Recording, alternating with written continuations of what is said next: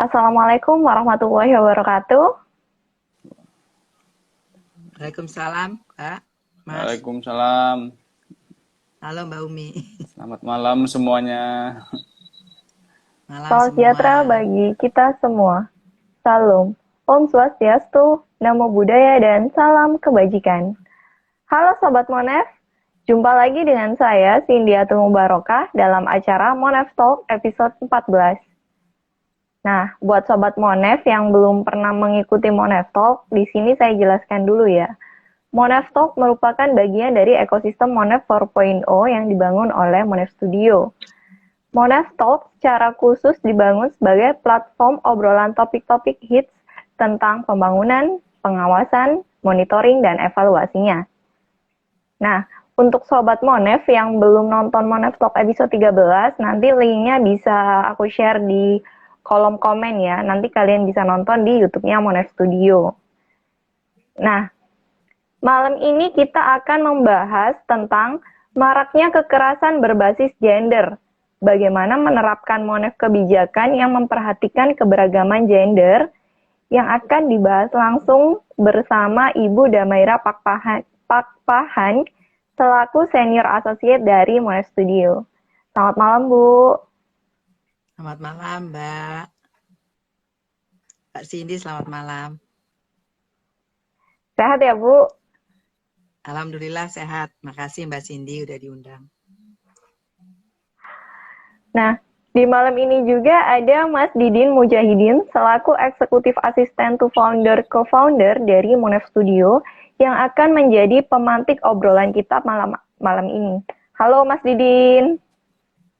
Halo Mbak Cindy, selamat malam. Selamat malam juga Bu Damai. Selamat malam Mas Didin. Terima kasih banyak. Nah, untuk Sobat Monef, jangan lupa ya untuk menyampaikan tanggapan atau pertanyaan di chat room selama diskusi berlangsung. Nanti akan dibacakan oleh Mas Didin dan akan direspon langsung oleh Bu Damai. Nah, tanpa berpanjang kata, waktu dan tempat saya silahkan untuk Mas Didin memandu diskusi kita malam ini. Monggo, Mas. Oke, baik. Terima kasih atas kesempatannya. Oke, di malam hari ini kita akan banyak diskusi dengan Bu Damai mengenai ini Bu ya, kekerasan berbasis gender gitu ya. Apalagi hari ini menjelang ini tanggal 5, kemudian di tanggal 8 dan 9 besok ada hari penting Bu ya, ada IWD di tanggal 8, kemudian tanggal 9 ada Hari Wanita Indonesia gitu. Nah, ini semacam refleksi menjelang itu, kemudian kita juga harus harus aware terkait dengan masalah-masalah gender yang ada di negara kita gitu, karena secara tidak langsung memang masalah ini sudah berlangsung lama gitu, dan mungkin secara secara penangannya, kemudian secara orang-orang edukasi terkait dengan gender ini juga mungkin cukup kurang. Nah, malam hari ini adalah momen kita untuk sama-sama berbagi mengenai pandangan gender, apalagi ini oleh Bu Damai. Bu Damai juga merupakan praktisi ya, namanya juga sudah melalang buana di mana-mana. Saya lihat di beberapa di beberapa media, kemudian surat kabar juga banyak kutipan dari Bu Damai yang diangkat di beberapa media gitu Bu. Nah, cukup membanggakan hari ini bisa ngobrol langsung bersama Bu Damai begitu.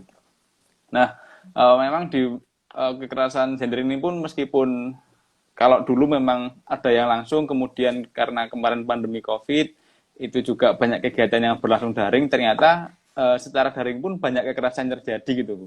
Nah, ini juga ya kita miris lah, kondisinya miris terkait dengan hal-hal itu, kenapa kok bisa terjadi meskipun terjadi secara daring gitu. Nah, mungkin untuk yang pertama Bu Damai, menjelang IWD ini, bagaimana tanggapan Bu Damai mengenai kasus-kasus yang terjadi terhadap gender, terutama terhadap perempuan hingga saat ini? Tanggapan Bu Damai seperti apa gitu? Atau mungkin sebelum itu Bu, ini Bu Damai juga monggo memperkenalkan diri terlebih dahulu. Tadi kan sudah dengarkan Mbak Cindy, mungkin bisa mengenalkan diri lagi biar agak luas dan bisa enak gitu Bu. Terima kasih. Ya, terima kasih. Sekarang ini saya diundang berkaitan dengan keterlibatan saya dengan Studio Monef. Terima kasih sama Mbak Umi Hani yang telah mengajak saya terlibat di Studio Monef. Saya sebagai senior associate, mungkin saya lebih suka menjadi seniorita ya. Ya karena ya pokoknya associate lah dari Studio Monef. Saya sangat bangga sekali bisa terlibat dengan Studio Monef, dan saya berharap pengalaman saya, kemudian juga expertise saya, kebetulan saya memang belajar gender itu dari gerakan ya, dari gerakan perempuan. Jadi saya memang aktif di gerakan perempuan sejak saya mahasiswa dulu. Saya terlibat dalam dalam, kalau kita di gerakan bilangnya movement building. Saya terlibat dalam gerakan sosial sejak saya mahasiswa, dan beberapa organisasi yang sampai hari ini eksis adalah salah satunya yang saya ikut mendirikan adalah Koalisi Perempuan Indonesia untuk Keadilan dan Demokrasi, dan kebetulan saya pernah menjadi salah seorang pemimpin nasionalnya di Koalisi Perempuan Indonesia. Mungkin sementara itu dulu Mas. Selain tentu saja saya menjadi gender advisor di berbagai organisasi, antara lain saya pernah kerja di Oxfam, kemudian saya juga pernah kerja di salah satu project USAID, pernah di Amnesty International, dan sekarang saya kebetulan menjadi country representative untuk Protection International yang bekerja untuk pembela hak asasi manusia, termasuk perempuan pembela hak asasi manusia. Itu Mas, Mbak. Silakan Mas Didi. Oke, baik Bu Damai. Ini Bu Dem, langsung saya sambung karena ini menjelang ini IWD atau International Women's Day. Nah, ini bagaimana Bu Damai melihat kasus yang terjadi mungkin dalam catatan 2021 gitu? Kenapa? Apakah penurunan atau peningkatan, dan mungkin bagaimana respon Bu Damai melihat hal itu? Ya, jadi 2021 itu kalau kita lihat data ya Mas ya, lihat datanya Kementerian Pemberdayaan Perempuan 2021 ya, itu aja ada kasus sekitar 10.247. Nah, 15,2%-nya itu kekerasan seksual. Jadi kekerasan terhadap perempuan kan luas ya. Salah satunya kekerasan seksual. Nah, itu data dari Kementerian Pemberdayaan Perempuan. Sementara dalam konteks itu juga, itu ada kasus kekerasan terhadap anak ya. Karena kita nggak bisa memisahkan juga. Itu kekerasan terhadap anak itu ada sekitar 45,1% dari 14.517. Jadi ini memang serius ya kasus kekerasan seksual ini. Sementara kalau kita agak tarik ke belakang, lihat data dari yang lain, itu kan dari Kementerian Pemberdayaan Perempuan. Kalau kita lihat data dari Komnas Perempuan, tapi datanya agak mundur ya 2020, karena kalau Komnas Perempuan data yang 2021 baru akan keluar hari-hari ini dalam konteks hari International Women's Day. Itu datanya sekitar mereka menyebutkan bahwa datanya dari Komnas Perempuan itu memang agak menurun kasusnya karena COVID ya. Maksudnya orang yang mau melaporkan itu agak susah kan karena COVID kan, karena orang ada PPKM segala macam. Nah, tapi kalau kita lihat di sini datanya, jumlah kasus ini tahun 2020 tuh 299.911 kasus. Jadi banyak ya. Itu data itu dari Pengadilan Agama, kemudian ada lembaga layanan, kemudian unit pelayanan dan rujukan ya. Ini ada juga dari situ. Jadi seluruhnya itu ada 299.911 kasus. Jadi bisa dibayangkan ini cukup masif ya, dari kasus yang tadi sudah disebutkan itu 2020. Tadi sebelumnya 2021. Nah, kalau kita mau lihat lebih dalam lagi ya, kasus-kasus ini apa aja ya? Ada KDRT dan relasi personal, maksudnya ini mencakup 79%. Kalau 79% itu artinya 6.480 kasus. Kemudian ada juga kasus ini antara lain yang saya bilang KDRT dan relasi ini termasuk juga kasus kekerasan terhadap istri dan juga kasus dalam pacaran ya, yang tadi 6.000 sekian itu. Kemudian ada kekerasan terhadap anak perempuan, itu 14%. Tapi juga ada kekerasan mantan suami atau mantan pacar, yang tadi yang saya sebut tuh yang masih aktif pacaran, masih dalam relasi rumah tangga. Tapi kekerasan dan mantan suami, pacar, termasuk jangan lupa ini yang masih 18 tahun menggantung, undang-undang yang sangat penting karena ini memalukan ya buat Indonesia.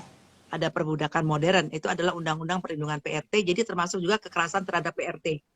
Jadi sisanya 14% itu termasuk kekerasan terhadap pekerja rumah tangga. Bukan pembantu ya, bukan asisten, tapi pekerja rumah tangga. Jadi ini memang sesuatu yang apa ya, memprihatinkan. Jadi memang ini kasus-kasus yang di ranah pribadi, tapi juga ada kasus yang di komunitas publik. Tadi yang saya sebutkan pribadi ya, relasi pacaran, relasi rumah tangga, dalam rumah pekerja rumah tangga yang bekerja di rumah-rumah kita gitu ya. Kemudian tapi ada yang di komunitas atau publik. Ini 21%. Nah, ini paling banyak Mas Didin, ini kekerasan seksual. Itu 55%, Mas. 55%. Nah, ini ada pencabulan 166 kasus, perkosaan 229 kasus, pelecehan seksual 181 kasus, persetubuhan 5 kasus, dan percobaan perkosaan dan kekerasan seksual lainnya. Jadi ini istilah pencabulan memang masih dipakai karena kita belum punya undang-undangnya ya. Nanti kan kita ngomong undang-undang. Jadi masih pakai KUHP ya Mas ya, Mbak. Nah itu yang bisa saya sebutkan. Oh ya, ini kasus-kasus kalau kita ngomong kasus-kasus di ruang publik itu berarti ada juga di ranah negara ya. Jadi misalnya kasus perempuan berhadapan dengan hukum, kasus kekerasan terkait penggusuran, kasus kebijakan diskriminatif, kasus dalam konteks tahanan ya, tahanan atau serupa tahanan, kemudian kasus dengan pelaku pejabat publik. Jadi tadi saya mengatakan ada yang di ruang private dan di ruang publik. Mungkin itu bisa memberikan gambaran sedikit, tapi juga ini satu lagi saya lupa. Kekerasan berbasis gender cyber ya, jadi online atau daring ini juga sesuatu yang naiknya gila-gilaan ya. Jadi kalau 241 kasus tahun 2019, kemudian menjadi, bayangin nih ya Mas ya, 940 kasus tahun 2020. Ya, jadi naiknya tuh berapa kali lipat tuh. Jadi ini jadi salah satu hal yang serius yang menurut saya, kekerasan gender di ruang online atau KBGO. Nah, satu lagi yang saya kira perlu menjadi perhatian penting adalah soal incest. Jadi kalau incest ini yang dilakukan oleh orang yang terdekat ya, ayah kandung atau keluarga sendiri, ini 165 kasus. 165 orang ya yang melakukan itu. Jadi ini suatu yang serius, saya kira itu masalah yang cukup harus ditangani dengan serius ya. Karena ini mungkin tidak jauh dari diri kita sendiri ya, hal-hal seperti ini. Nah, ada juga yang marital rape ya, perkosaan dalam perkawinan itu 57 kasus. Nah, ini yang juga menjadi suatu keprihatinan ya. Nah, itu kira-kira Mas sekedar gambaran bagaimana kasus kekerasan terhadap perempuan itu adalah sesuatu yang serius dan adalah masalahnya bukan hanya terhadap perempuan, karena ini masalah sosial ya, masalah budaya juga ya, masalah struktural gitu. Oke, baik Bu. Menjawab, karena emang datanya cukup banyak ya dan cukup besar, berbagai macam kasus terkait dengan kekerasan terhadap perempuan itu ternyata juga ternyata ada pengelompokannya Bu ya, ada privat, kemudian ada yang umum. Nah itu Kemudian kalau ini yang mungkin sempat naik-naik kemarin atau sempat viral di tahun 2021 kan mungkin terkait dengan banyaknya ini Bu apa namanya dari dunia pendidikan atau tenaga pendidik yang ternyata melakukan pelecehan seksual gitu. Itu kan juga menjadi sorotan kan. Nah, dari situ pun akhirnya muncul sebuah pertanyaan begini Bu. Sebenarnya apa sih yang melatar belakangi terjadinya kekerasan pada perempuan itu, bahkan seorang yang terdidik pun mereka juga bisa melakukannya, bahkan orang terdekat seperti keluarga pun juga bisa melakukan kepada saudara sendiri atau kepada anaknya gitu. Nah ini kira-kira alasan utamanya apa Bu Damai? Oke, saya kira ini terkait dengan relasi kuasa ya.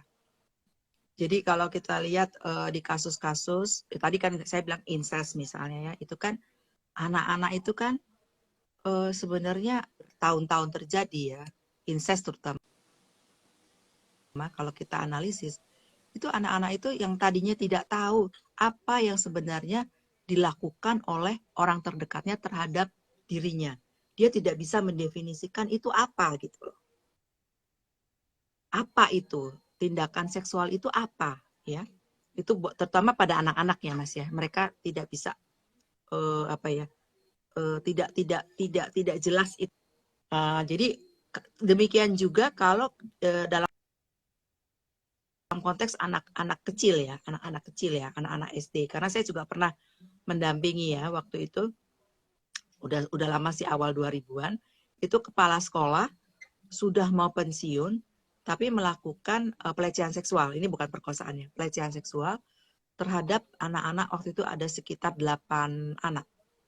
Yang paling kecil umur 8 tahun, yang paling besar itu sekitar kelas 6 SD.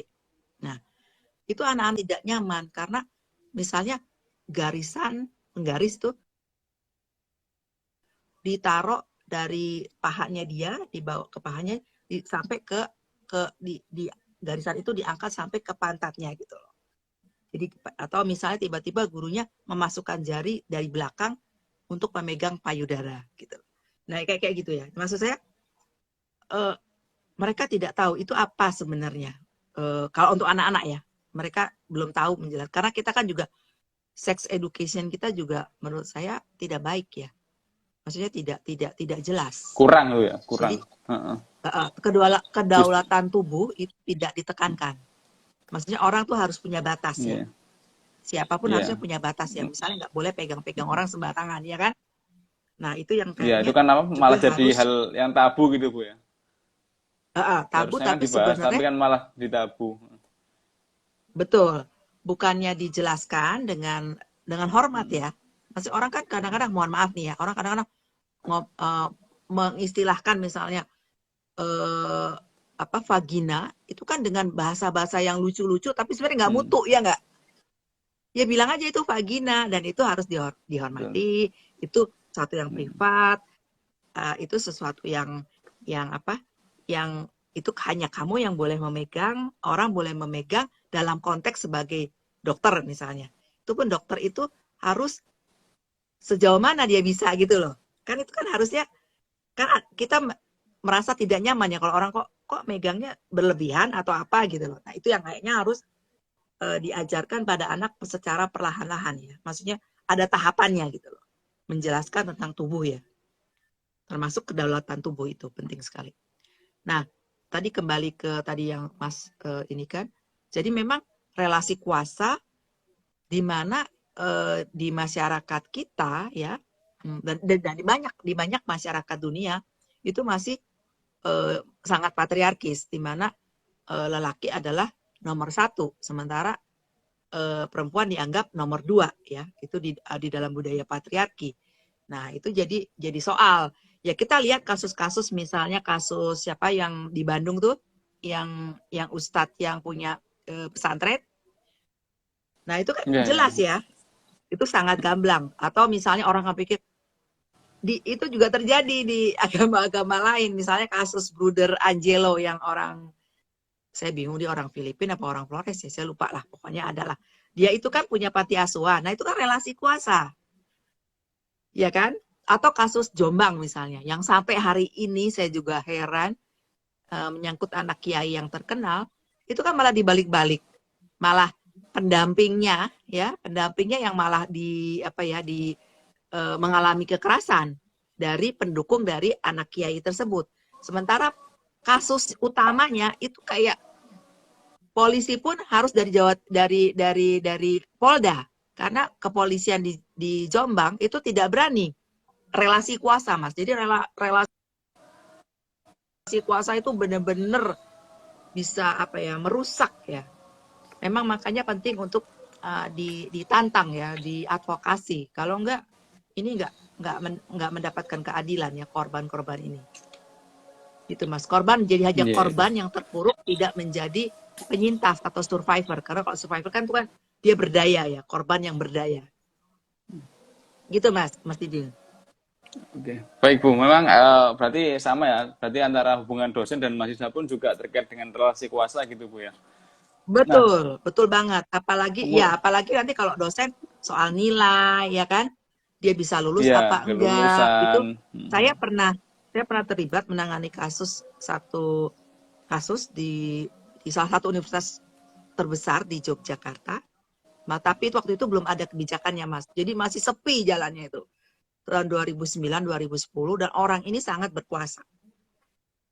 Itu pun rupanya korban-korbannya sebenarnya sudah banyak, tapi karena dianggap mau sama mau gitu loh. Karena memang bukan mau sama mau sebenarnya, tapi dia menjanjikan mendapatkan rekomendasi kerja jadi asisten penelitinya, kemudian memang mendapatkan barang-barang kemewahan, termasuk ikut ke tim penelitian. Tapi kan pertanyaannya waktu saya berdebat dengan rektor di situ, apakah etis seorang pengajar melakukan hal-hal seperti itu? Melakukan, itu kan jadi kayak transaksi ya. Tapi itu nggak benar. Karena dia menggunakan relasi kuasanya untuk mendapatkan kenikmatan seksual. Sementara sebenarnya mahasiswanya juga jadi bingung kan? Bingung dan tak berdaya. Nah, waktu itu kita pakai argumennya adalah sexual power abuse. Jadi kita pakai argumen itu, sexual power abuse. Bagaimana dia upkan kenikmatan seksual yang sebagai dosen. Gitu. Oke, baik Bu Damai. Ini ada pertanyaan dari Mbak Umi di kolom komentar ini. Coba saya bacakan Bu ya. Sebelum nanti saya nyoba ini bertanya lagi. Nah ini dari Mbak Umi gini. Jika kita refleksi kembali, sesungguhnya kasus kekerasan gender yang bertransformasi ke bentuk baru ini, apakah karena hukum kita yang lemah, tidak melindungi, ataukah ada faktor lain, pantologis dan lain-lain? Maksudnya mungkin bertransformasi dalam bentuk hari ini mungkin yang secara cyber gitu Bu. Online ya? Iya. Oh ya. Ya. Makasih Mbak Umi. Jadi memang sebenarnya kita memang punya masalah ya soal hukum. Makanya kita memang perlu hukum yang sifatnya khusus, yaitu yang sekarang mudah-mudahan bulan Maret ya dalam tahun ini. RUU PKS ya? Ya, undang-undang tindak penghapusan kekerasan seksual. Nah, itu memang kita sangat butuh menurut saya karena memang kalau tidak ada ini nanti yang namanya pelecehan seksual, kekerasan seksual itu sulit dibawa ke ranah hukum. Karena aparat penegak hukumnya juga bingung, dia paling yang pakai kan KUHP ya. Tapi KUHP itu tahu sendiri itu kan warisan dari zaman Belanda yang itu pun harus direformasi dan akan diamandemen ya. Jadi memang akan diamandemen juga KUHP kita ini. Jadi saya memang di dalam gerakan memang kita sangat mendorong agar undang-undang ini TPKS ini bisa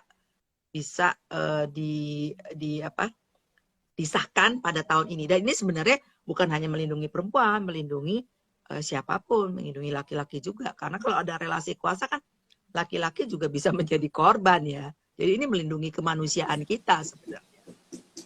Gitu. Jadi yang tadi kembali ke pertanyaan Mbak Umi, selain yang tadi saya bilang ada budaya patriarki yang, atau kadang-kadang kita juga menyebutnya maskulinitas yang toksik atau harmful ya, harmful masculinity ya. Kadang-kadang disebut juga itu. Juga kalau dibilang soal patologis itu kan cerminan dari masyarakat ya.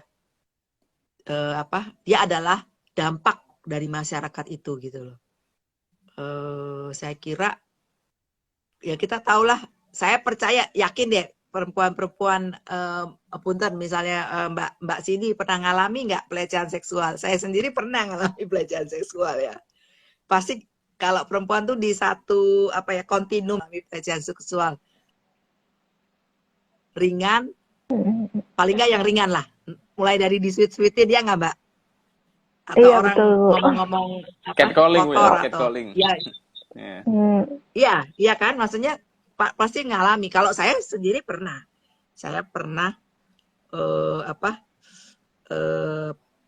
di jalan payudara saya mau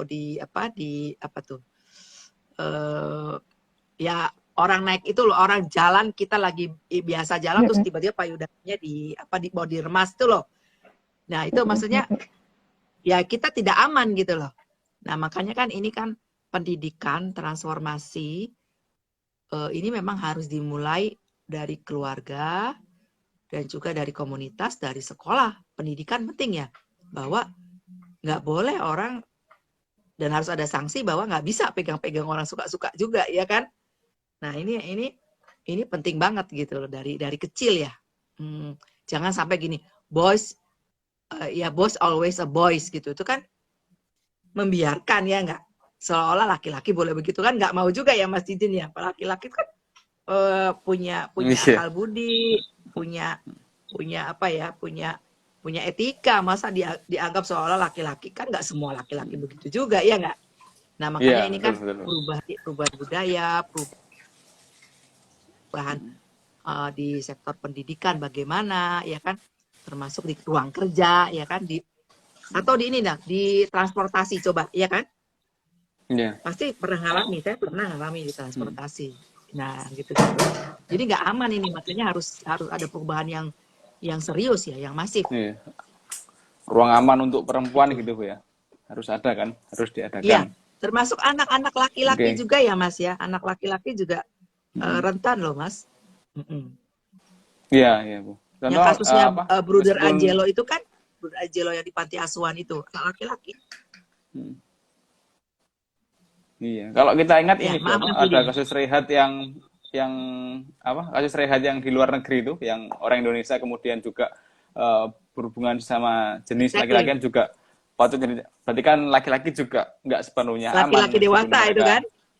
Iya, udah dia itu udah laki-laki dewasa gitu. Ya. Betul. Betul. Oke, mungkin ini Bu, saya sambung lagi. Nah, setelah banyaknya muncul korban, kemudian ternyata secara hukum juga belum maksimal di negara kita.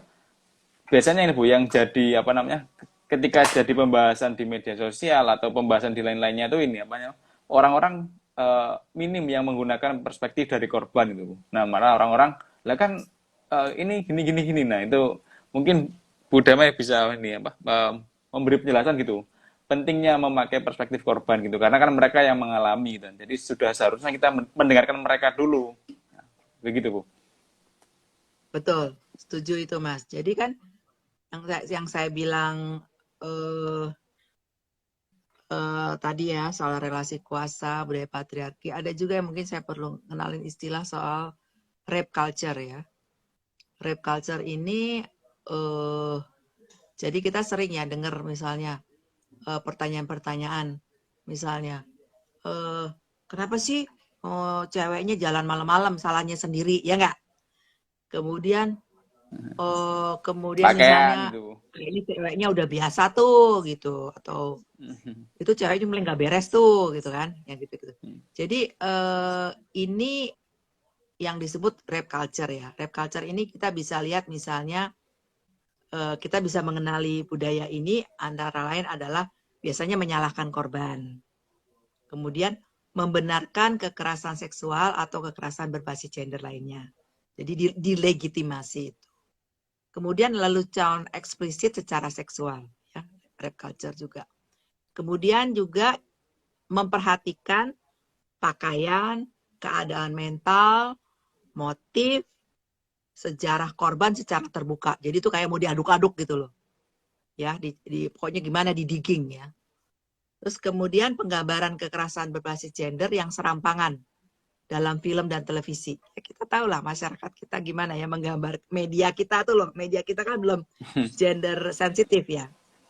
Yeah. Kemudian, nah ini dia, mendefinisikan kejantanan sebagai dominan, ya dominan, agresif, secara seksual.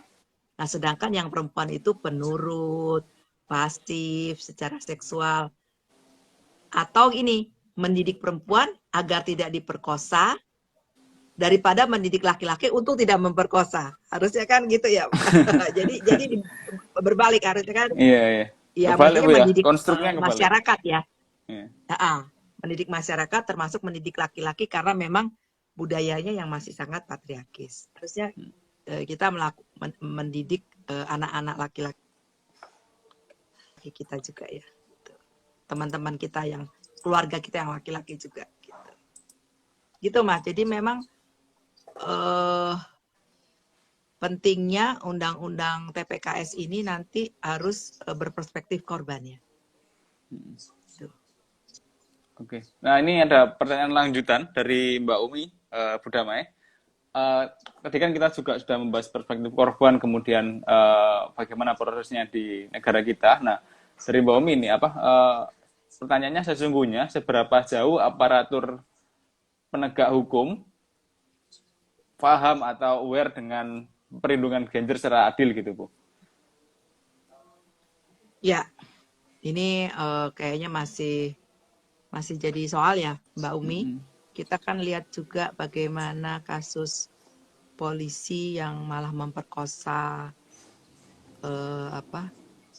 atau yang baru-baru ini sebenarnya belum lama ya. Yang ini Bapak yang sampai perempuannya meninggal. Kasusnya UB. Iya, yang di ini kan di Maluku Utara ya. Iya, iya. Yang di Maluku Utara kan ya, nggak salah. Nah, atau kasus yang nggak jauh dari Malang nih, kasus di Mojokerto. Iya, Mojokerto. Novia ya, Mojokerto itu. Almarhumah Novia, Suwandi Novia. Nah, jadi kan kita memang aparat penegak hukum kita masih sangat bias gender. Ya, jadi ini juga berkaitan, kita suka nggak suka, ini berkaitan juga saya kira dengan misalnya Menteri Koordinator Pembangunan Manusia ya, Pak Muhadjir tuh mengeluhkan ya, karena budget masih sangat sedikit. Ya, jadi untuk pengentasan kekerasan seksual ini masih sangat melalui dana alokasi khusus ya, itu masih misalnya 120 miliar. Jadi itu nggak banyak-banyak amat ya. Dengan skop Indonesia yang luas ini ya. Jadi itu juga masih masalah. Jadi kita masih kekurangan kayak psikolog. Kalau ada, bahkan misalnya BPJS kita kan nggak menanggung itu, nggak masuk kekerasan seksual.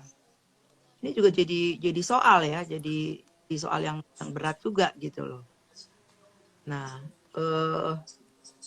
jadi ini memang masih jadi keprihatinan kita ya. Jadi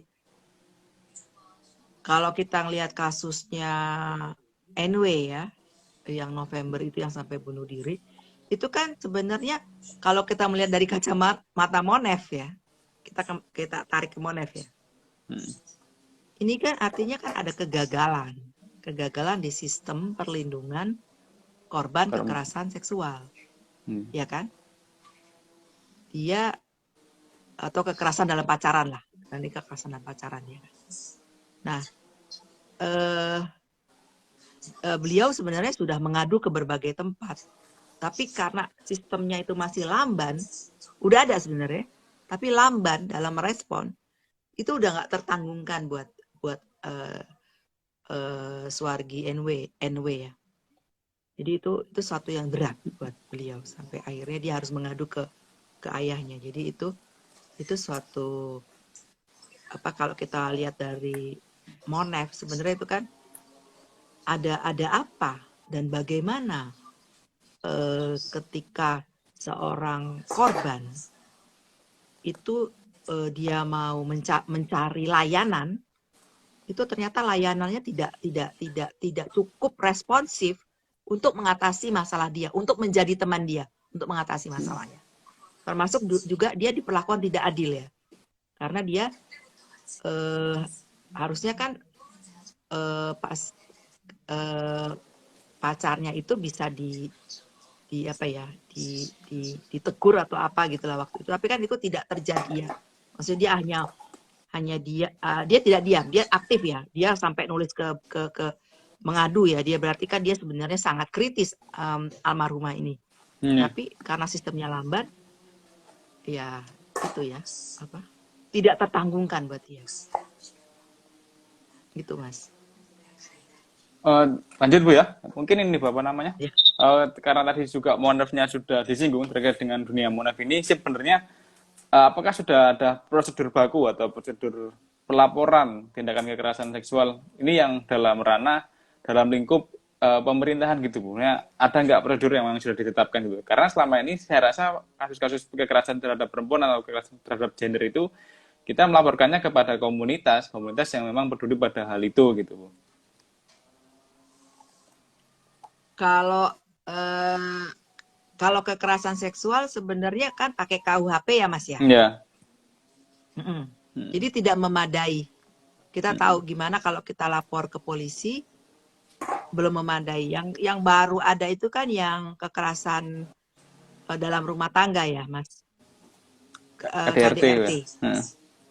Itu sudah ada memang. Tapi itu pun menurut saya memang harus dievaluasi lagi ya.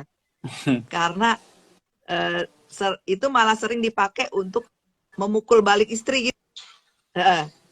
Jadi kan gini ya, bekerjanya undang-undang ini kan, hukum itu kan tidak bisa hanya semata-mata hukum tertulis, tapi kan juga ada soal bagaimana kecakapan birokrasinya, keterampilan birokrasinya, termasuk awareness dari birokrasinya itu sendiri. Cukup responsif nggak dalam menangani kasus-kasus ini. Selain juga budaya hukum kita yang masih sangat patriarkis ya. Jadi ini juga nggak bisa. Memang hukum sangat membantu ya. Makanya kita mau ada RUU Undang-Undang TPKS ya. TPKS ya. Tapi itu tidak cukup ya. Makanya kalau dibilang kayak misalnya apakah udah ada prosedurnya, kalau yang kekerasan seksual masih sulit Mas. Jadi paling kayak misalnya sekarang pelecehan seksual lah, salah satu dari kekerasan seksual adalah pelecehan seksual. Itu misalnya kita kan paling banyak yang sekarang ini ya, saya belum ngomong ke undang-undangnya. Sekarang ini paling dibilang perbuatan tidak menyenangkan atau apa, pencabulan. Tapi kan juga nggak semuanya pencabulan ya Kak. Misalnya memperlihatkan gambar porno misalnya, atau misalnya menyerang secara seksual, itu kebanyakan dibawa ke pencabulan ya, masih KUHP. Jadi memang masih tidak memadai, masih jauh dari memadai, masih jauh dari keadilan. Jadi korban tetap jadi korban, tidak menjadi penyintas atau survivor. Gitu Mas. Baik Bu, ini ada lagi lanjutan dari Mbak Umi ini. Mbak Umi pernah melakukan evaluasi di tahun 2013, kemudian menemukan kasus pengaduan ke kantor polisi yang malah seorang pengadunya tersebut disuruh pulang karena dianggap ranah privat gitu, bukan. Ini laporannya tentang KDRT gitu Bu. Nah, sejauh ini betul. Mbak Umi menanyakan sejauh ini bagaimanakah perubahannya dari mungkin 2013 sampai 2022 ini Bu? Perubahan di pelaporannya, apakah masih seperti itu? Saya kira ada perubahan, tapi sedikit ya Mbak Umi. Karena memang kayak medsos Mas. Kalau Iya, ya. Karena ini Bu ya, orang di medsos dulu baru ditindak Bu ya. betul, makanya kan ada advokasi dari kawan-kawan Multatuli, percuma lapor Iya. polisi ya. Iya, benar sih. Di medsos. Atau misalnya kalau kita lihat kasus ini yang di Lombok itu loh, yang sampai Pak Jokowi turun tangan, Iya. yang guru SMA, yang dia mengadukan kepala sekolah yang malah melakukan pelecehan seksual sama dia kan. Iya. Malah dia yang kena kan, dan itu lama loh, dia tuh hampir 6 tahun loh. Sampai akhirnya udah menjadi besar kasusnya baru dia bisa terselamatkan. Jadi itu bayangkan ya, 6 tahun dia dalam hidup dalam stres, malu karena harus bolak-balik ke mana sebenarnya. Nah, itulah gambaran nyata kalau kita bilang. Nah, kalau Mbak Umi kembali ke kasus 2013 itu memang masih begitu, Mbak. Jadi polisi itu kalau nggak kita dorong dengan apa ya, gempur ada petik ya, advokasi pakai medsos tuh kayaknya belum bergerak. Nah, tapi kita tahu sendiri ya, kita menganggap itu kan kasus ranah pribadi ya. Jadi kita nggak mungkin lah kita mau membuka-buka itu. Nah, makanya di Undang-Undang TPKS ini itu juga sangat dilindungi ya. Maksudnya privasi Privasi dari korban. Korban itu dilindungi. Jadi itu yang penting ya. Karena kan nanti kalau undang-undang ini ada, ini juga kan ada aspek pencegahan ya. Ada aspek pencegahan, ada aspek penanganannya, dan termasuk restitusi. Nanti si korban, si pelaku ini supaya dia jera nih, dia harus mengganti apa gitu loh. Harus mengganti apa gitu. Nah, ini juga Maksudnya penting. hukumannya Bu ya. Bentuk ini ya apa? Ya, Tindakan yang diberikan kan, hukuman yang diberikan gitu. ya, jadi kayak misalnya dia harus misalnya membayar sejumlah apa gitu loh. Gitu. Jadi nggak supaya dia orang berpikir ya, orang mikir ya. Kalau sekarang kan alah nggak apa-apa orang memperkosa karena hukumannya ringan ya, kayak kasus Jombang itu kan ini ya, kasus Jombang yang anak kiai terkenal itu kan dia masih jumawa loh, kalau teman-teman ngikuti ya, masih merasa berkuasa. Jadi ini kalau teman-teman lihat juga di kasus global, di kasus gereja Katolik misalnya, itu sampai dibikin hampir bangkrut ya, terutama gereja Katolik yang di Boston misalnya Amerika, itu hampir bangkrut ketika korban-korbannya itu kan memperkarakan ya kejadian sekitar 20 tahun, 30 tahun lalu. Nah, atau di Australia misalnya. Nah, itu teman-teman. Jadi ini kasus-kasus ini memang selama ini kan pelaku bisa lenggang kangkung ya. Jumawa, lenggang kangkung. Karena nggak pernah diusut. Nah, dengan ini dengan nanti adanya undang-undang ini, dia pikir-mikir gitu. Saya pikir juga undang-undang ini kan kemarin itu lama banget ya, 6 tahun ya kalau di tapi juga jangan lupa undang-undang tapi undang-undang PRT lebih lama lagi ya, perlindungan pekerja rumah tangga 18 tahun sampai tahun ini 18 tahun. Cool. Belum goal 18 tahun undang-undang perlindungan pekerja rumah tangga. Bayangin ya, itu menunjukkan masyarakat kita tuh masih menjalankan perbudakan modern ya. Dan menunjukkan masih sangat hierarkis ya, feodal, masih sangat. Itu faktanya. Oke, lanjut Bu. Ini ada pertanyaan lagi dari Mas Kim Gredi. Itu belakangan ini korban-korban itu banyak menceritakan kisah-kisah mereka di medsos gitu. Hal ini disebabkan karena korban merasa tidak terlindungi ketika melapor kepada pihak berwajib gitu. Nah, apakah tindakan ini benar atau salah gitu, Bu? Apakah memang harus begitu ketika korban melapor ke pihak berwenang kemudian merasa tidak nyaman, akhirnya mereka menceritakan saja di medsos gitu? Ya, saya kira ini kan tadi saya juga belum menjawab soal Mbak Umi ya. Jadi memang ini kita kan berapa tahun ya kita medsos yang sangat masif ini kan mungkin sekitar 10 tahun, 5 tahun belakangan ini ya. 5-10 ya, Ya, medsos di mana kita mudah sekali mengakses ya. Nah, saya kira salah satu sisi positifnya itu kan korban bisa menceritakan ya.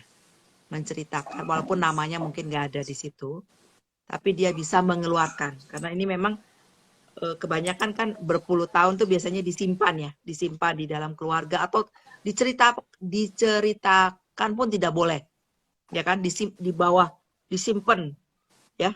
Itu kan makanya kadang-kadang suka ada juga problem kejiwaan karena orang tidak bisa mengeluarkan apa yang menjadi luka batin seseorang ya, korban gitu. Nah, kalau menurut saya bukan soal benar salah, tapi hak dari korban untuk menceritakan ketidakadilan, kekerasan, perlakuan tidak manusiawi yang apa ya, melanggar martabat dia. Jadi itu hak korban untuk bercerita. Saya pikir itu penting. mungkin saja Nah, ini Bu ya, apa? sekarang dalam Mungkin saja apa korban silakan, juga menganggap bahwasanya media sosial ini juga merupakan ruang aman bagi saya untuk bercerita gitu Bu ya. Exactly, betul. Jadi dia merasa itu aman dan dia merasa mendapat dukungan. Ya, bisa jadi dia mendapat dukungan kan. Karena yang saya tahu kalau lihat-lihat di Instagram itu ada beberapa ini ya apa akun perempuan berkisah kalau nggak salah ya, apa gitu ada lah. Nah itu menurut saya sendiri tidak terbayangkan ya bahwa gerakan untuk mensupport korban untuk menjadi penyintas ini penting ya, transformasi dari korban menjadi penyintas ini penting banget. Karena kalau korban itu terpuruk ya, dia akan meratapi nasibnya. Tapi kalau dia sudah menjadi penyintas, dia empower ya, berdaya. Bahkan pada tahap berikutnya dia menjadi defenders. Dia bisa membela orang lain berdasarkan pengalaman dia gitu loh. Nah ini udah satu transformasi yang apa ya, yang luar biasa pada tahap berikutnya menjadi pemimpin ya. Karena dia berdasarkan pengalaman. Karena kalau saya lihat sejarah-sejarah di gerakan sosial itu bukan orang yang tiba-tiba bisa menjadi leader ya, apalagi women leader, itu dia mulainya dari korban dulu. Dia pernah terpuruk, dia pernah mengalami kepahitan itu gitu loh. Dia korban kekerasan tapi dia kemudian bertransformasi gitu. Nah, ini penting banget ya. Dengan teknologi mestinya itu bisa membantu mempercepat proses penyembuhan maupun advokasinya. Advokasi untuk para korban ini gitu. Itu yang mudah-mudahan bisa terjadi ya. Tapi memang bagaimanapun harus menggunakan medsos ini secara aman ya. Karena yang namanya pelaku juga bisa agresif kan. Silakan Mas. Semacam ini ya, semacam apa Bu? Semacam tekanan dari masyarakat gitu ya, yang juga efektif untuk penegakan hukum bagi korban gitu Bu. Nah itu mungkin ini Bu, apa karena memang kasus ini juga terlampau lama atau terlampau banyak dan ya sampai hari ini juga belum selesai. Mungkin kalau Bu Damai tadi kan menyebutkan bahwasanya yang penting diedukasi dari keluarga, kemudian dari pendidikan, kemudian dari komunitas gitu. Nah, tapi untuk hari ini, kemudian yang teman-teman yang sudah berkembang atau sudah mencapai umur yang ya katakanlah dewasa gitu Bu. Nah, mereka juga harus paham gitu.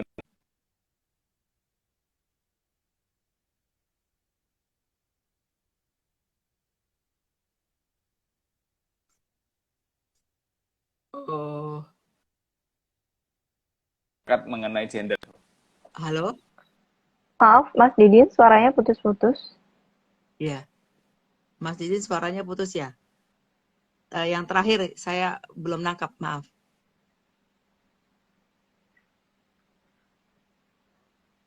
Sepertinya ini... Ada pertanyaan Mbak Umi juga ya, Mbak ya? Iya. Nah, ini ada dari Mbak Umi nih, Bu. So far, group pressure dianggap pendekatan yang efektif untuk penegakan hukum bagi korban. Iya, betul Mbak Umi. Jadi pressure group ini memang masih ini ya, kayak misalnya saya pernah waktu itu saya belum ngerti istilah perkosaan ya, itu udah lama banget, zaman tahun 88. Ada kasus di mana seorang ibu namanya dia membakar suaminya karena suaminya suka mukul dan nyeleweng. Jadi dia udah kayaknya udah di sini udah nggak bisa mikir lah dia. Dia membakar suaminya, kemudian suaminya luka bakar dan meninggal. Nah, waktu itu saya sendiri belum tahu itu apa domestic violence, saya nggak ngerti. Cuman mungkin kalau teman-teman kalau tahu Kompas Minggu dulu ada Ibu Lela Budiman yang suka menjawab ruang psikologi. Nah, kebetulan saya kenal Bu Lela, dan Bu Lela, ayo yuk kita kasihani ibu ini. Dia kemudian jadi psikolognya ibu itu, Ibu Rumini Ida, itu di Pengadilan Negeri Salatiga. Nah, waktu pas vonis, kami melakukan advokasi ke Ibu Rumini Ida. Nah, waktu itu pertimbangannya adalah dia hidup dalam perkawinan, 10 tahun perkawinan, dan sering mengalami kekerasan dari suaminya. Dia di vonis 6 tahun.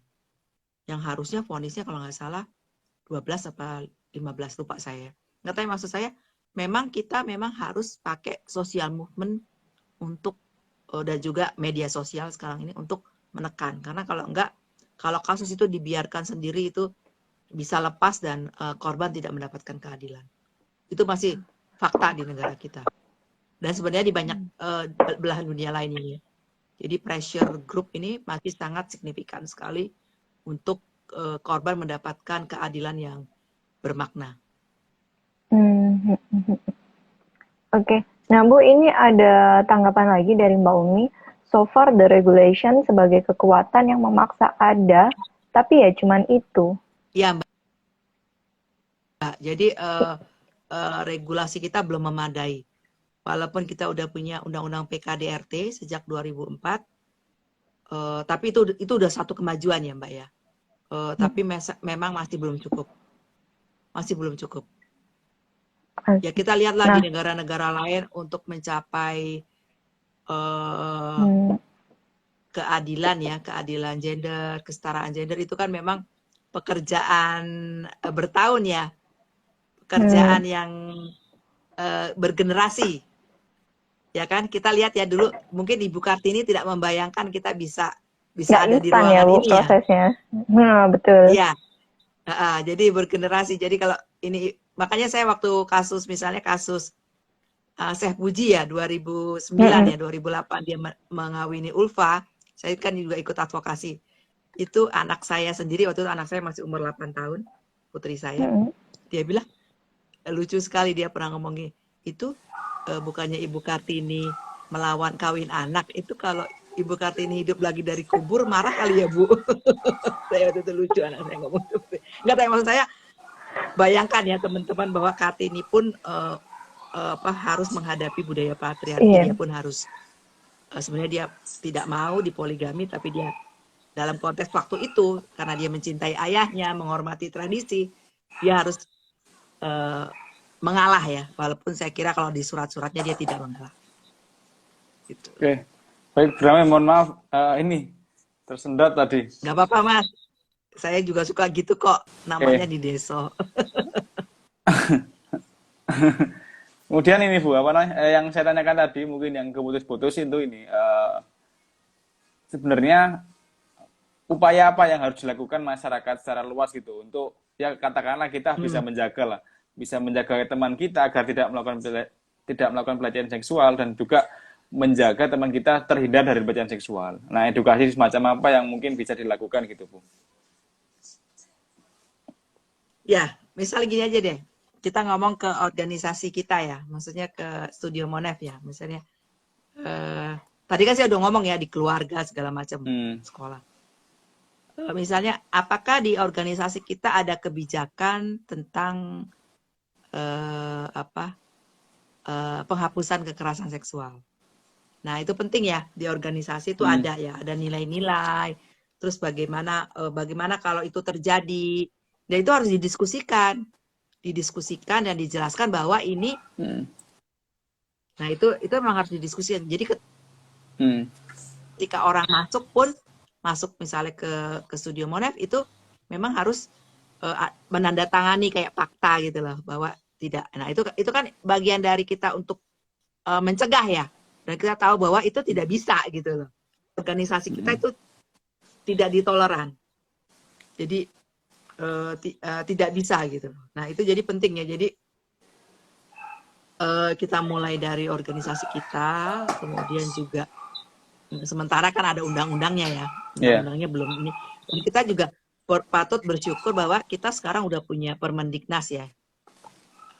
Sebenarnya sebelum Permendiknas di Kementerian Agama itu udah ada surat edaran. Jadi pendidikan di bawah Kementerian Agama udah lebih duluan ya, sejak 2019. Walaupun tidak sekuat Permendiknas ya. Tapi itu udah ada gitu loh. Tapi kan itu hanya perguruan tinggi di bawah Departemen Agama. Nah, tapi kan bagaimana dengan pesantren-pesantren, seminari-seminari, atau pendidikan agama lainnya? Ya kita tahulah, ketika ada relasi kuasa yang timpang, jadi tidak setara, disitulah kemungkinan terjadi abuse-nya tadi saya bilang.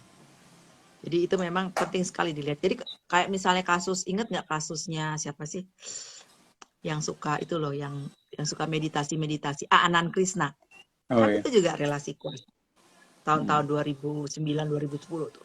Itu relasi kuasa juga. Jadi ketika ada guru yang dianggap lebih tinggi daripada muridnya, tidak ada kontrol terhadap relasi kuasa itu memang bahaya.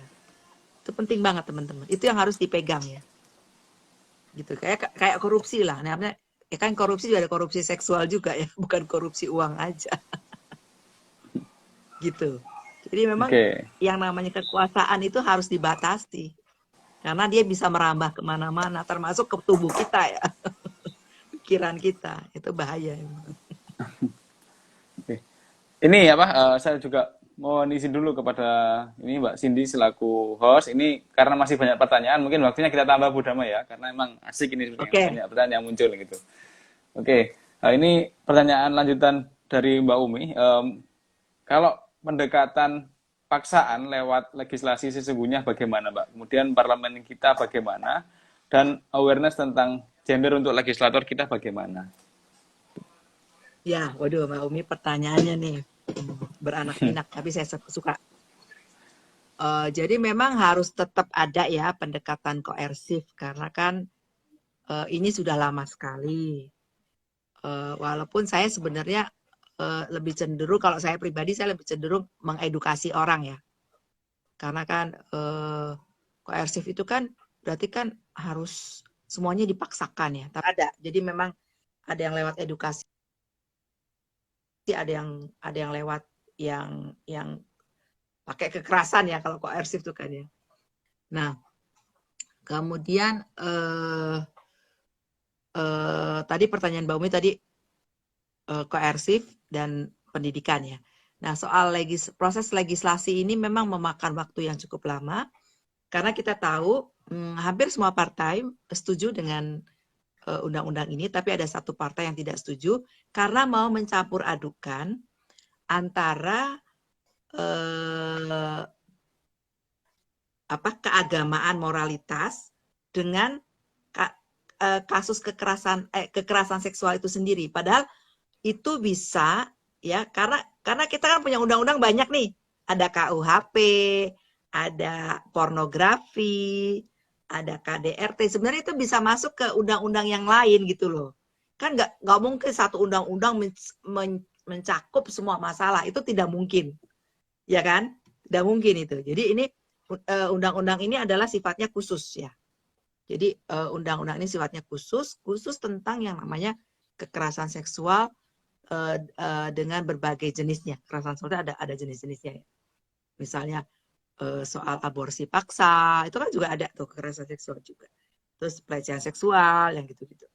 Nah, kemudian pertanyaan tentang bagaimana kesadaran dari legislator kita tentang gendernya. saya kira masih belum ini ya, masih harus terus didorong, kalau saya ngelihatnya dari undang-undang PRT juga ya, PPRT, perlindungan pekerja rumah tangga. Jadi undang-undang tindak kekerasan seksual ini satu hal, itu satu lompatan transformasi yang positif. Tapi undang-undang undang-undang perlindungan pekerja rumah tangga itu juga menunjukkan cara pandang yang masih sangat ada yang dominan, ada yang marginal atau subordinate. Nah, ini yang harus ditantang ya, harus diadvokasi, harus dilawan. Karena kalau tidak, masa kita masih membiarkan perbudakan modern zaman sekarang loh. Dan ini sebenarnya Pak SBY udah menjanjikan loh ya untuk konvensi ILO ya dalam konteks pekerja rumah tangga ya dari tahun 2012, tapi belum diratifikasi nih konvensinya, konvensi ILO tentang domestic worker. Jadi ini sebenarnya berkait-kaitan ya, karena ini kan berkaitan dengan pembagian kerja berbasis gender yang namanya pekerja rumah tangga. Gitu. Jadi Mbak Umi memang masih jauh nih kita untuk menjadi masyarakat yang berdaya, yang setara, yang adil, bebas kekerasan ini masih harus terus kita perjuangkan. Gitu. Ada pertanyaan lagi ya dari Mas Kim Gridi kayaknya. Iya, ada Mbak. Saya nggak bisa baca. Ada, Bu.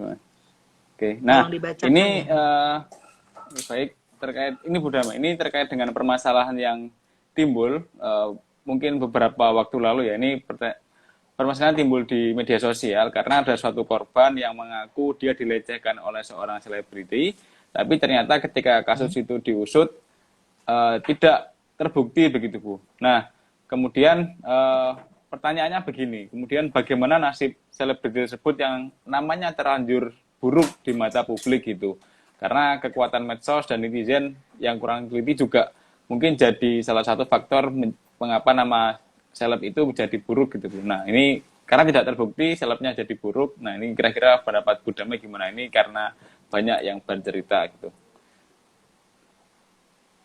Ya teknologi itu kan yang tadi saya bilang bisa positif bisa negatif ya.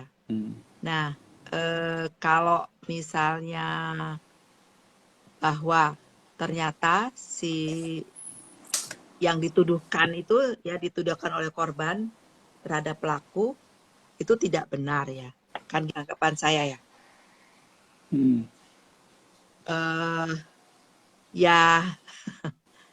Ya dia kan bisa membawa ke ranah hukum kan. Saya kira ya begitu, membawa ke ranah hukum kalau emang itu nggak benar. Tapi jangan lupa ya, korban itu biasanya tidak mudah ya menjalani menjadi korban itu tidak mudah. Jadi kalau saya kalau pelaku itu kan punya resources, kebanyakan korban tidak punya resources, dia tidak berdaya. Kebanyakan korban yang saya pelajari, yang saya pernah dampingi, mostly dia memang tidak berdaya dalam situasi terpuruk. Gitu Mas. Oke. Baik Bu Damai. Itu kan tinggal dia bawa aja ke ranah hukum. Oh dia kan artis terkenal, punya uang.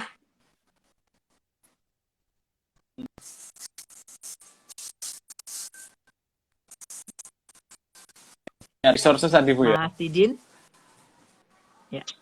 Sinyalnya Mas Didin. Oke. Punya resources tadi Bu ya. Untuk pekan gitu kan. Jadi maaf Mas, suaranya putus-putus.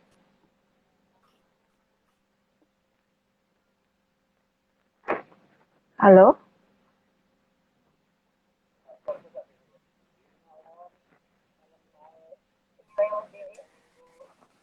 Suaranya masih terputus, Mas. Halo? Halo. Ya. Cek. Oke. Itu Bu ya Pak, karena memang si pelaku memiliki sumber daya mungkin Bu ya untuk Ya, dia punya resources. Kebanyakan pelaku punya resources ya, Mas. Resources itu tidak mesti uang, networking, kuasa. oke.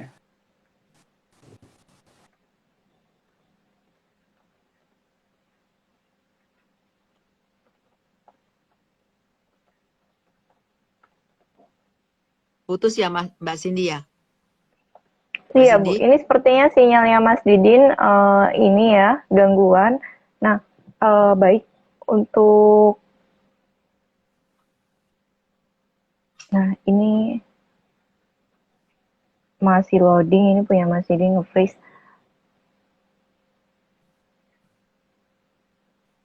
Nah,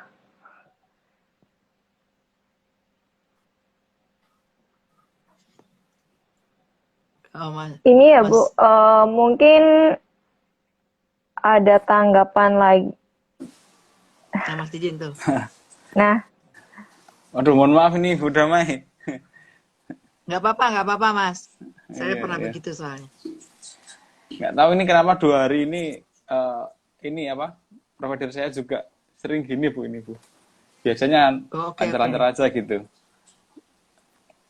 Mungkin tadi ada pertanyaan yang ini terakhir dari Mbak Umi mungkin terkait dengan kenapa yang PPRT itu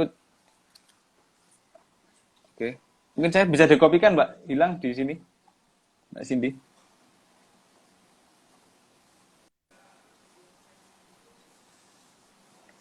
Baik, ini ada tambahan ya Bu dari Mbak Umi.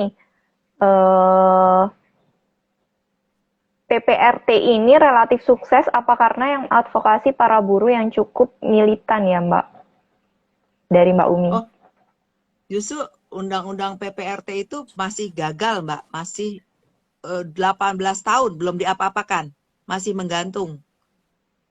Jadi malah kayaknya akan lebih dulu undang-undang TPKS ini. Jadi undang-undang PRT ini, undang PPRT, perlindungan pekerja rumah tangga ini masih menggantung di DPR dan menyedihkannya 2 partai besar ini yang tidak setuju, bayangin. 2 partai mayoritas ya yang tidak setuju. Jadi ini menunjukkan cara pandang yang masih sangat feodal. Yang agak aneh adalah kalau kita tahu Sarina itu kan mbok-emban toh, mbok-embannya Bung Karno waktu kecil. Iya, iya.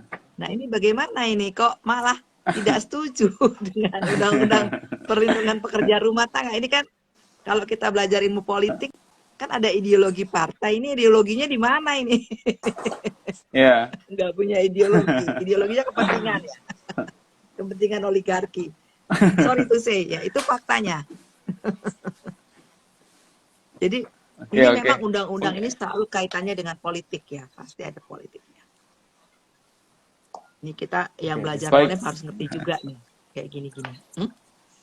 Oke, baik Bu Damai, mungkin sudah 1 jam lebih dan juga Bu Damai juga menyampaikan banyak. Saya juga terima kasih dan juga mohon maaf karena banyak kendala di saya gitu. Nah, kemudian mungkin Mas, dia senang hati.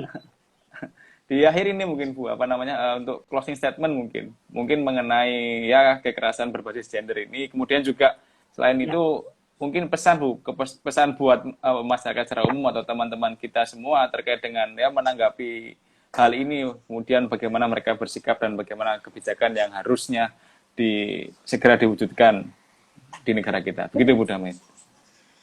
Ya, jadi menurut saya kita sebagai kaum intelektual lah ya, kita memang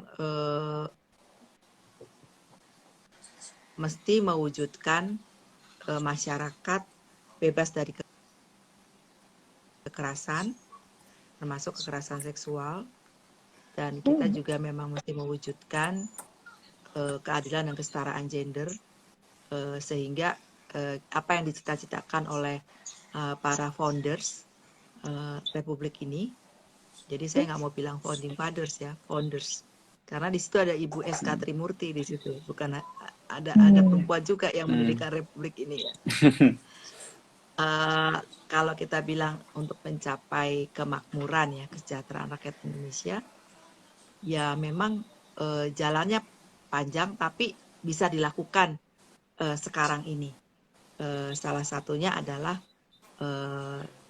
saya pikir karena kita dalam konteks Hari Perempuan Internasional dan juga dalam konteks untuk undang-undang agar undang-undang tindak penghapusan kekerasan seksual ini bisa diwujudkan, bisa goal, bisa disahkan tahun ini juga. Disahkan. Sehingga salah satu milestone kita dalam berbangsa dan bernegara itu bisa tercapai lah.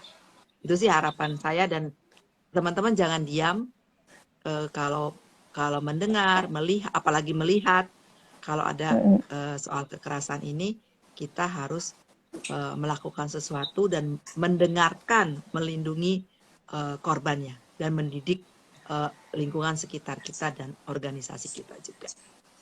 Terima kasih. Oke, baik Bu Damai. Banyak pelajaran kita bisa ambil ya, mungkin teman-teman juga. Mungkin kata Bu Damai, lindungi korban gitu. Mungkin saya selaku moderator juga ini akan melimpahkan kepada Mbak Cindy selaku host, dan juga saya mohon maaf selaku dari Bu Damai karena mungkin banyak kekurangan di hari ini, tapi untuk malam ini cukup menggugah Bu ya terkait dengan bagaimana perspektif kita terhadap gender gitu. Oke, terima kasih. Silakan Mbak Cindy. Terima kasih Bu Damai, Mas Didin.